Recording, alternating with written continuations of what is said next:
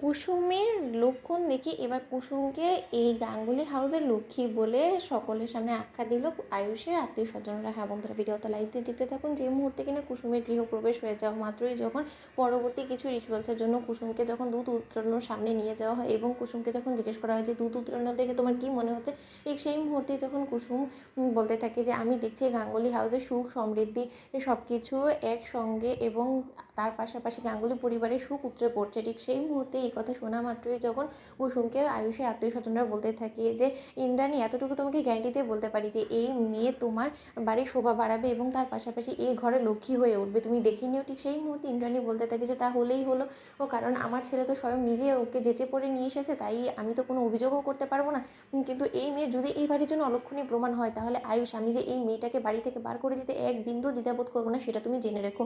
অন্যদিকে কথা বলা মাত্র আয়ুষ যখন বলতে থাকে যে মা, আমিও তোমাকে একটা কথা বলে রাখছি, আজকে এত বছর যাবৎ তুমি আমাদের সব পরিবারের সকল সিদ্ধান্ত নিয়ে আসছো, কিন্তু কেউ তোমার সিদ্ধান্তের উপরে বিন্দুমাত্র আঙুল তোলার সাহস করেনি। কিন্তু আমি তোমাকে একটা কথা গ্যারান্টি দিয়ে বলতে পারি যে তুমি যাকে কিনা তোমার ছোট ছেলের বউ হিসেবে চয়েস করেছো, মানে দেবলীনা, একদিন তার জন্য তোমাকে আফসোস করতে হবে। কিন্তু আমি ঝোঁকের বসে যে সিদ্ধান্তটা নিয়েছি কুসুমকে বিয়ে করে, সেটা কোনো দিনও আমার আফসোসের কারণ হয়ে দাঁড়াবে না, এতটুকু অন্তত আমি তোমাকে গ্যারান্টি দিয়ে বলতে পারি। কারণ কুসুম হবে লোকে সেই ব্যক্তি যে কিনা এই গাঙ্গুলি হাউসের সম্মান রক্ষা করবে এবং দেবলীনা হবে সেই ব্যক্তি যে কিনা এই গাঙ্গুলি হাউসের সম্মানকে শিখে তুলে দেবে, তুমি দেখে নিও।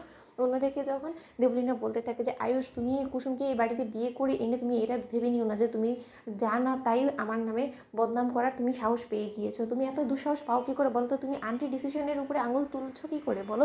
যেখানে কিনা আজ অবধি তুমি আন্টির সামনে বলে এসেছো যে তুমি তোমার মা ছাড়া কোনো রকম কোনো সিদ্ধান্ত আজ অবধি নাওনি বা নেওয়ার চেষ্টাও করবে না, সেখানে কিনা তুমি আন্টির বিরুদ্ধে গিয়ে তুমি কুসুমকে বিয়ে করে আনলে, তার সত্ত্বেও আন্টি সবটা মেনে নিয়েছে।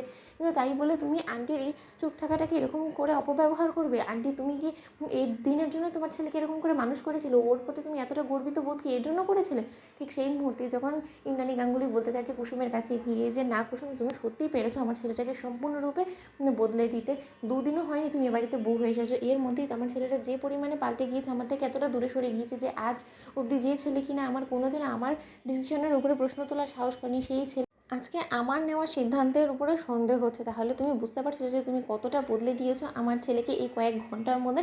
এখন তো দেখতে পাচ্ছি যে আমার ছেলের জন্য তো আমার এই বাড়িতে থাকাটাও দায়ী হয়ে যাবে, কারণ আমার ছেলে তো সেটাই বলবে যেটা ওর বউ ওর মুখে বসিয়ে দিবে, তাই না? ঠিক সেই মুহূর্তে যখন দেবলীনা বলতে থাকে যে আন্টি, আমি তোমাকে বলছি এখনও সময় আছে, এই মেয়েটাকে জাস্ট ঘাড় ধাক্কা দিয়ে বার করে দাও। অন্যদিকে আয়ুষ বলতে থাকে যে এখন যদি কুসুমকে বাড়ি থেকে বার করা হয়, তাহলে কুসুমের সঙ্গে সঙ্গে কিন্তু এই আয়ুষ্মান গাঙ্গুলিও চলে যাবে, তাহলে কারণ কুসুমের সঙ্গে এখন আমার ভাগ্য জুড়ে গিয়েছে। তো বন্ধুরা, লাইক এবং শেয়ার করে সাবস্ক্রাইব করতে ভুলো না।